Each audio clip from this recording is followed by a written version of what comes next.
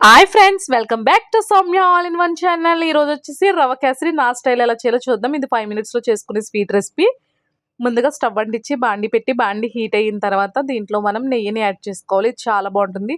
Sweet cravings వచ్చినప్పుడు ఖచ్చితంగా try చేయండి. సూపర్ ఎమ్మీ ఉంటుంది అన్నమాట. నెయ్యి వేసుకున్న తర్వాత నెయ్యి కూడా కరిగిపోయిన తర్వాత మనం దీంట్లో జీడిపప్పుని యాడ్ చేసుకోవాలి. జీడిపప్పుని వేసుకుని మంచిగా లో ఫ్లేమ్లో కలర్ చేంజ్ అయ్యేంత వరకు కూడా ఫ్రై చేసుకోవాలి. మధ్య మధ్యలో మనకి కిస్మిస్, జీడిపప్పు తగులుతూ చాలా బాగుంటుంది ఈ కేసరి. నా స్టైల్‌లో చేయండి. ఫ్రై అయిపోయాక వేరే ప్లేట్‌లో తీసుకొని మనం సెపరేట్‌గా పెట్టుకోవాలి. ఈలోపు కిస్మిస్‌ని కూడా యాడ్ చేసుకొని మంచిగా ఫ్రై చేసుకోవాలి. కిస్మిస్ కూడా ఎగిపోయాక అవి కూడా తీసి పక్కన పెట్టుకోవాలి. తర్వాత ఒక కప్పు సుజీ రవ్వని నెయ్యిలో వేసుకొని మంచిగా ఫ్రై చేసుకోవాలి. ఏ కప్పుతో రవ్వ తీసుకుంటున్నామో అదే కప్‌తో అన్నీ తీసుకోవాలి. అప్పుడే స్వీట్ చాలా పర్ఫెక్ట్‌గా వస్తుంది. అదే కప్‌తో 3 కప్స్ పాలు.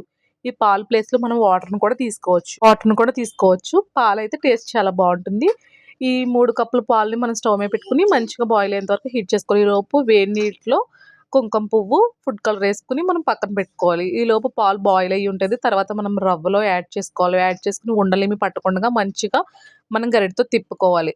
మ్యాక్సిమం ఉండలేమి పట్టదు. ఎందుకంటే గనక అవి బాయిల్ అయిన పాలే కాబట్టి ఉండలేమి కట్టవు. మంచిగా మనం తిప్పుకున్న తర్వాత సేమ్ కప్‌తో మళ్ళీ షుగర్‌ని కూడా యాడ్ చేసుకోవాలి. అప్పుడే స్వీట్ కరెక్ట్‌గా ఉంటుంది. ఎక్కువ కాకుండా, తక్కువ కాకుండా కరెక్ట్‌గా ఉంటుంది. మీకు ఇంకా స్వీట్ కావాలనుకుంటే కూడా ఎక్స్‌ట్రా ఏసుకోవచ్చు.